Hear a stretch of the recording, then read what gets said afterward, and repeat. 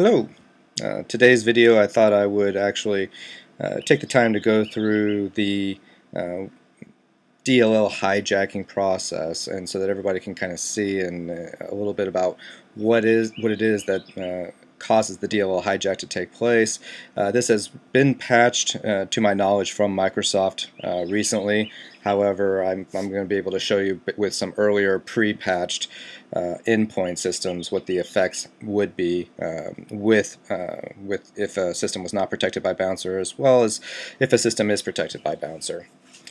For this exploit, I'm actually leveraging Backtrack, and I'm leveraging the social engineering toolkit, which ties in with Metasploit. What that basically means is I've already configured my Backtrack attacking system so that it is ready to go. All that I need to do is have an unsuspecting victim, so to speak, browse to this website, and we will see what occurs. Now, this particular endpoint is not protected by Bouncer. It is running Windows XP, running SP2. It's also, of course, running Internet Explorer version 6. So, they're definitely not up to date on its patches.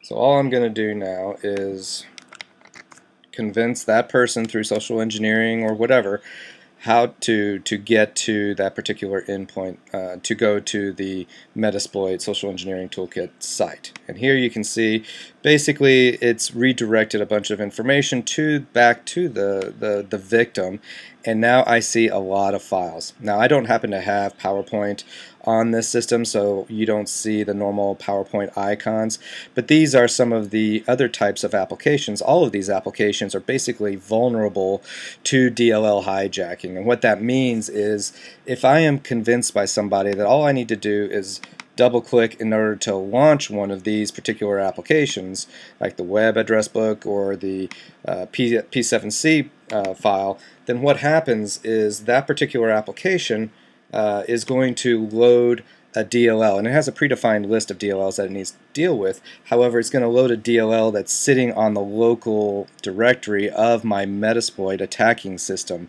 not the actual proper DLL that is on this local machine, probably in the Windows directory somewhere.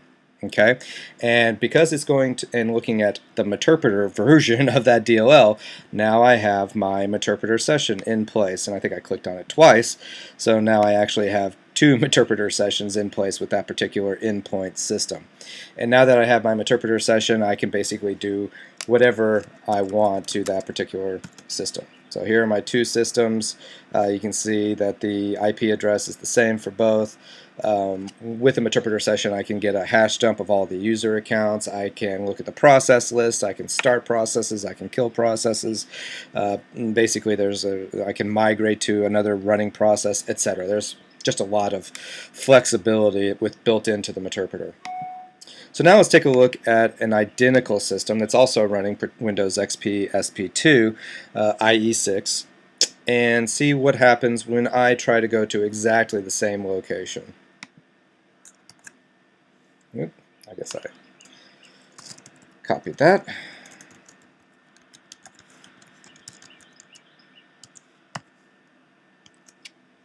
Okay, so here we go again.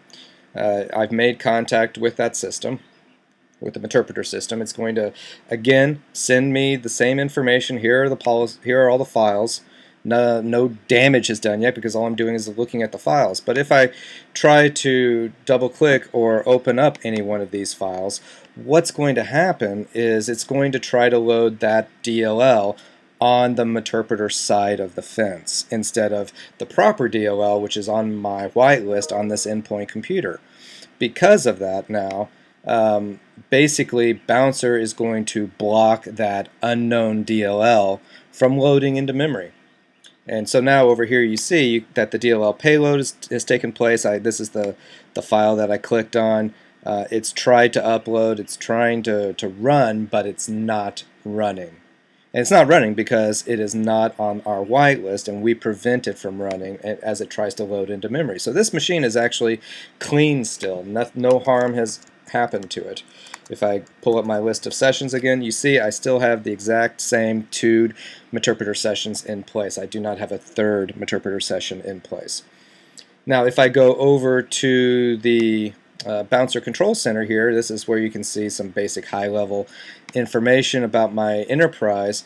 But in here now, this is the basically the raw event logs on that endpoint system, and it hasn't shown up yet, but within a couple of minutes we'll probably, through the magic of of time lapse, we'll see the results here in a minute.